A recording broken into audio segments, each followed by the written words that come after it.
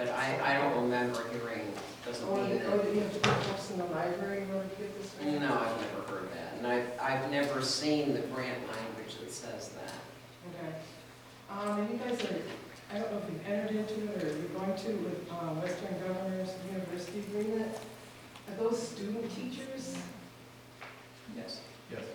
Okay, so they come in for how many months or something like that? Yeah, it's like an internship sort of. Now, these are definitely students that are going to be teachers in the end, because this is under AmeriCorps, and they also put other people that are going to do something else in life, student teaching, in order to get their schooling paid for. So my concern is, are these actually, they've been trained longer than 6 months that they're going to be a teacher? So I you got- don't remember that it even said that in what we approved, just that they are an accredited university for student. I would say For maybe you might want to education. ask that question, make sure, yes, Miss Jones here wants to be a teacher, Mr. Smith, he wants, Well, he's, generally, isn't student teaching after they've already completed? Courses, they go through the. They have to kind of do an internship, They have to do their hours, they have to do their assignments. and that's to get their teaching credentials, They right? have to get their, to become a certified teacher, and they have to go through the they have to go through the clearances like anyone else that would come into the school district. because this is like under AmeriCorps, and they're known for, like I say, other students that are biologists or whoever, they're going to student teach, and they're teaching for 6 months how to teach, they're going to student teach so that their loans will pay back. The contract states teacher candidate refers to a student enrolled in a Western Governors University program leading to an education credential. Great. Great, thank you. And I see that you guys have 3 R's curriculum, rights, respect, and responsibility, it's K through 12. It's a sex education curriculum. You know what? I've done some reading there. Unfortunately, I don't think children from pre-K or K through 3rd or 4th grade should have any sex education. Well, That's just my I think- own personal opinion. I had somebody email this to you about it. Even if you just read the left-hand side here, when you go down, it talks about it, and then the right side is examples of teaching. Is that what's in our curriculum, Janice? Or is that So- our school's curriculum? In what? Is that our school's curriculum? We found it in, Social emotional it's learning. under social emotional learning. What lesson did you find it in? Like what age group, what? It's a K through 12 curriculum. I mean, that could be 12, you could be teaching seniors about that, right? Is that what you're saying? So what specifically do you object to? Well, I had the email sent to you, there's all kinds of stuff, they're basically, Well, the problem is a lot of those emails come in on Monday yeah. before Or no, the meeting. no, I'm just saying, it was sent to you, I did not, I know you guys are all busy. This is like, Unfortunately, it's budget I don't time, think so. I don't think I've seen that email also. but it's, They also have the option to opt out of any sex education that's being presented. so are the parents told about these programs? Well, it's in the handbook, I think, and it's available for all the parents. Okay. Because some of this is, if they're doing it, and I don't know how much teachers get to pick and choose, or when you're doing this program, some of it's very disturbing. The kids are learning this stuff. I just wanted to kind of make you aware, and if you choose to look at it. If there's something specific you're concerned with, please do send it to us. Yeah. Yeah, That's the yeah, first well, I'll step. make sure that it got sent out to you guys, so if not, we send it. It's basically like kind of the harmful aspects of it. So, there's just so much going on, I don't know how you guys keep up. You can't. Well, that's part of the problem. Mhm. We can only deal with some things some of the time. Can't deal with it all the time. Some of this is on the parent too, like the parent should know what their children are learning or what they don't want to learn. Yeah, Faculty and staff have the same problem that we all have, everybody's busy, therapists are busy. Yeah. Just go to work from home and sit on the couch and go over a study that they're gonna share with children tomorrow that a parent won't agree with. So I the parent should understand. also be involved to know what's going on in our district and what's being taught and what's going on with their children to learn. We have to put some of that on them as well. Yeah, I just remember from when my three kids went to school, they graduated 97 and 99, and I guess I followed the indoctrination like what my parents did. We trusted the schools. I looked at what they signed up for, and, you know, biology looked like biology, you know, everything looked the same, and to me, these days, things are changing. I don't know if it's for the better or for the worse, I don't know who and how many kids in the district, you know, to question or whatever, but it might be that situation we have for so long, you know, we trust the government, we trust the doctors, we trust the teachers, we trust the school, trust the school district.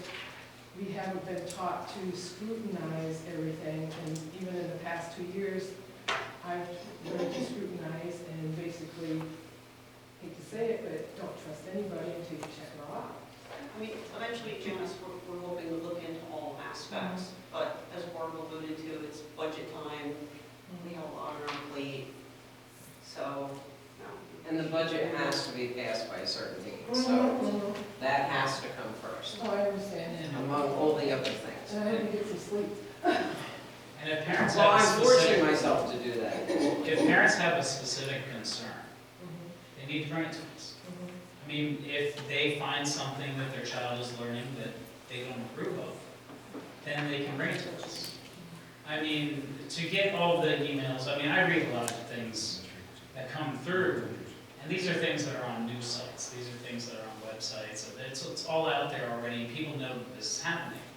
But if we don't have concrete proof that it's happening within our district, it's nice to be aware of it, but we can't focus our time on it unless it's really happening. So you have to get the proof from like, say like the kids coming home and telling the parents? Well, some kind of proof. I mean, that can go to, obviously, the principal, who would then take the superintendent, who then would take the concern to us. There's a nice way to present it. Like following the chain of command? Yes, yes, and I believe that all the principals and teachers, staff care about the children in this district. But we need something solid, something totally concrete that we can actually act upon. It is great that you educate us on this stuff, but again, a lot of us already read this stuff because we're immersing ourselves in the school board culture. So we appreciate it, but I just want the parents to know, if you have something, bring it to us. Okay, thank you. Thank you, Janice. David Kraft.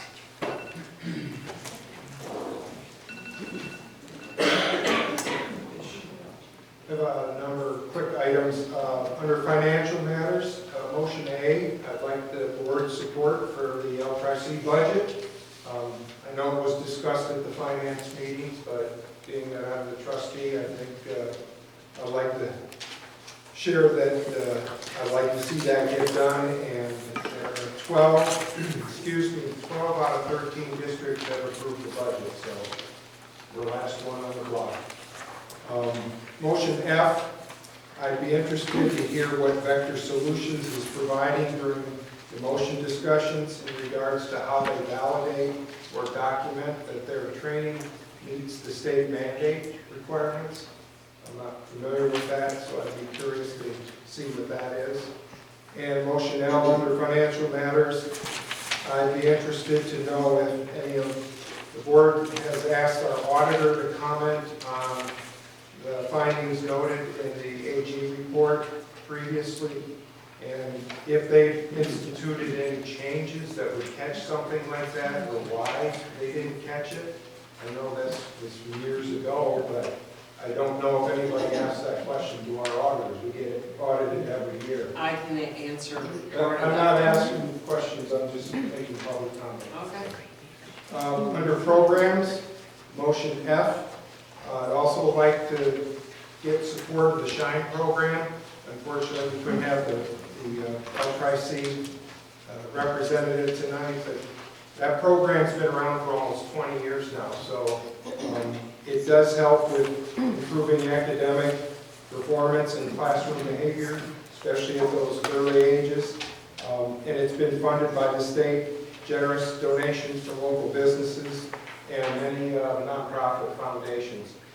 And lastly, motion G, I support enrichment trips, but I used to always suggest and request that they are purposeful by linking them to curriculum and or career path development of students, rather than just taking a field trip away from the class for a day.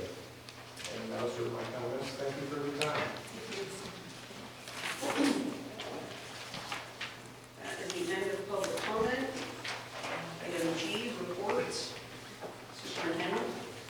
Quick update regarding the superintendent search. The Board of Directors takes most seriously the legal authority that has been granted to appoint the next superintendent of the Lehighton Area School District. Accordingly, the board has designed a selection plan which is currently underway and will continue over the next several weeks.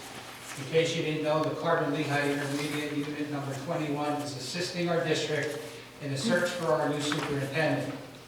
This effort is being led by Ms. Kim Taliban, IU's 21's assistant to the executive director.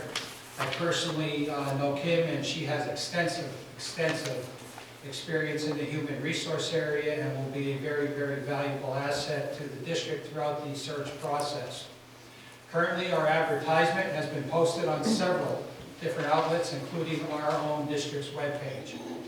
Also, very important here, a survey has been developed which is designed to solicit the opinions of many stakeholders of our district.